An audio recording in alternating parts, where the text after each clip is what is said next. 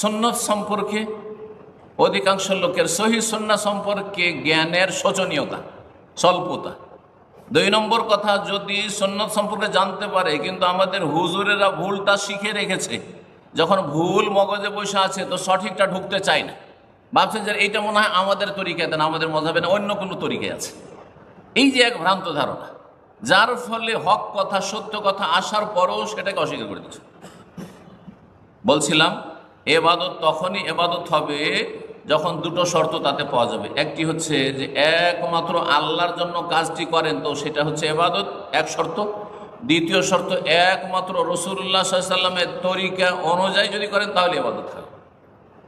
কাজটি যদি আপনি আল্লাহ ছাড়া অন্যের জন্য করেন, সেজদাই করছেন, সেজদা গুরুত্বপূর্ণ ইবাদত। সেজদাতে যেভাবে মানুষ নিজেকে একবারে লুটিয়ে দেয়, অহংকার মুক্ত করে দেয়, এত সুন্দর কপাল এবং মুখমণ্ডল, চেহারা, নাক, মুখ, তার কত যত্ন, গোটা শরীরের মধ্যে সবচেয়ে শ্রেষ্ঠ অঙ্গ হচ্ছে মানুষের মুখমণ্ডল, সেটাকে ধুলোতে ধূসরিত করে দিচ্ছে। ধুলো বালি যাই থাকে না কেন সেজদা করে ফেলছে। সেজদার সময় হয়েছে, নামাজের সময় হচ্ছে, সেজদায় লুটিয়ে পড়ছে।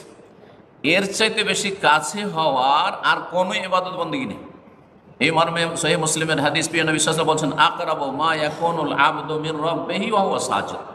বান্দা সবচাইতে নিকটবর্তী হয়ে যায় তার মালিকের, রবের, ওয়া হুয়া সাজিদ, যখন সেজদায় লুটিয়ে পড়ে।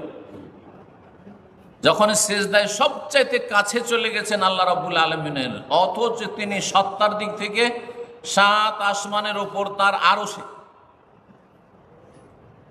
আর সেজদায় যখন লুটিয়ে পড়েছেন তখন আকরাবু, সবচেয়ে নিকটবর্তী আপনি আমি।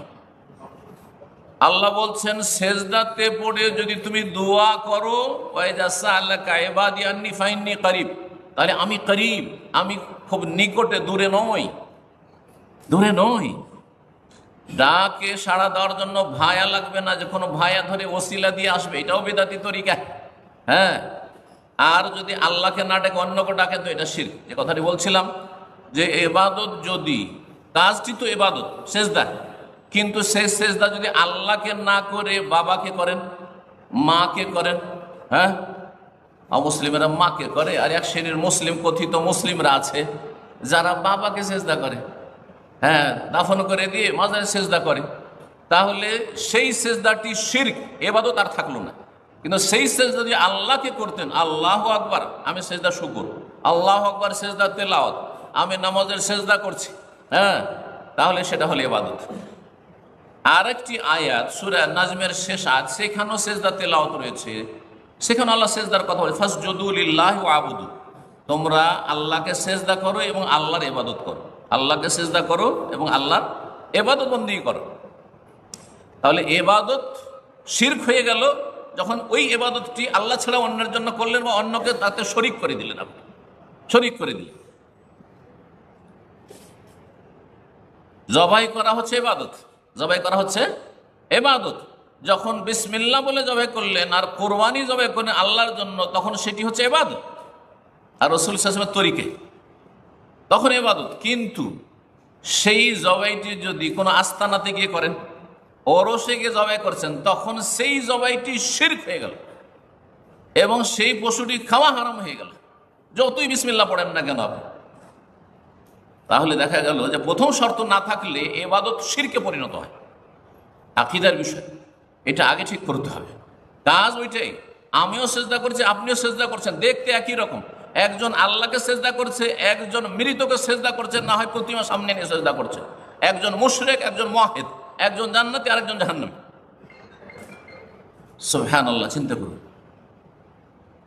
দ্বিতীয় শর্ত একটু বুঝুন, এবাদত এবাদত হওয়ার জন্য কাজ আপনি ভালো নিয়তি করছেন এবং আল্লাহর জন্যই করছেন, কিন্তু কাজটা রাসূলুল্লাহ সাল্লাল্লাহু আলাইহি ওয়াসাল্লামের তরিকায় হলো না, রাসূলুল্লাহ সাল্লাল্লাহু আলাইহি ওয়াসাল্লামের তরিকায় হলো না। আপনি ঈদ, ঈদ তো ইসলামে আছে, আছে না নাই? কিন্তু ইসলামে কয়টি ঈদ আছে?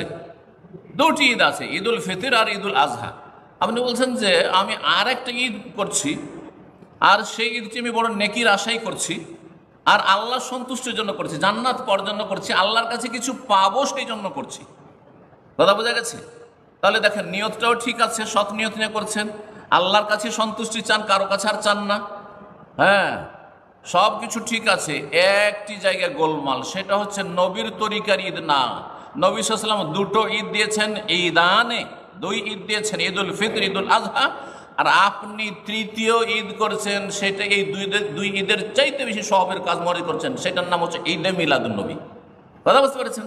তাহলে কাজটির নাম কি হয়ে গেল? যদিও আল্লাহর জন্য, যদিও জান্নাত পাওয়ার জন্য, যদিও নেকির আশায়, কিন্তু নবীর তরিকায় না হওয়ার কারণে সেটির নাম বেদাত হয়ে গেল। কুল্লু বিদাতিন দালালা ওয়া কুল্লু দালালাতিন ফিন্নার।